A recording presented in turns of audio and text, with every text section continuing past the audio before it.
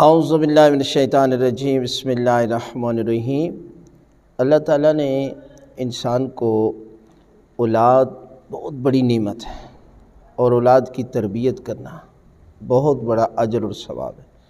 اگر آپ ایک بچے کی تربیت کرتے ہیں اور وہی بچہ اچھے عمل کرتا ہے، نیک اور صالح اعمال انجام دیتا ہے، تو یہ آپ کے لیے صدقہ جاریہ بن جائے گا۔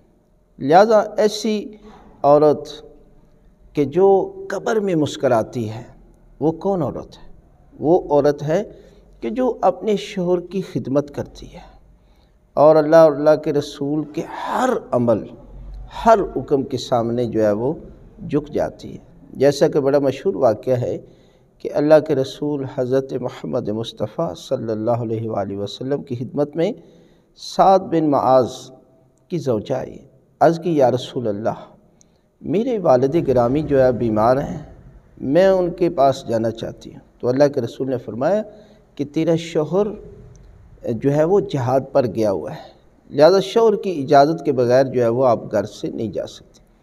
اور کچھ عرصے کے بعد کیا ہوا کہ باپ دنیا سے چلے گئے، اور یہ سعد بن معاذ کی زوجہ اپنے باپ کی آخری زیارت نہیں کر سکی، اور خواب میں کیا دیکھا کہ ایک عالی شان محل ہے اور اس محل میں ان کے باپ موجود ہیں۔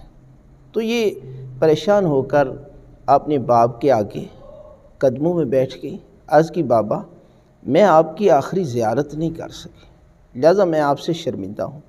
تو باپ نے کہا کہ بیٹی، یہ تیرا ایک حکم جو اللہ اور اللہ کے رسول کا ایک حکم تو نے مانا کہ شوہر کی اجازت کے بغیر تو نے قدم باہر نہیں نکالا، خالق کائنات نے اس عمل کے صدقے میں میرے گناہ معاف کر دیے اور پروردگار نے تیرے درجات بلند کر دی۔ یہ عورت ہے کہ جو قبر میں بھی مسکرائے گی۔ لہذا اس معاشرے میں آج جو حالت ہے، اس حالت کو دیکھتے ہوئے عورت کو اپنا کردار ادا کرنا ہے، کنیز زہرا ہونا چاہیے، یعنی وہ ہر عمل میں، ہر کام میں سیرت معصومین علیہ السلام کو دیکھے کہ اس جگہ پر میرا یہ کیا حکم ہے۔ چاہے کتنی بھی تعلیم یافتہ ہو جائے، ڈاکٹر بن جائے، انجینئر بن جائے، لیکن دائرہ اسلام سے خارج نہیں ہوتی۔ اسے چاہیے کہ عورت والے کام کرے، اس لیے کہ اللہ اور اللہ کے رسول نے میاں کے حقوق بیان کیے ہیں اور بیوی کے، لہذا بیوی کو اپنے دائرے میں رہ کر اپنا کردار جو ہے وہ ادا کرنا چاہیے۔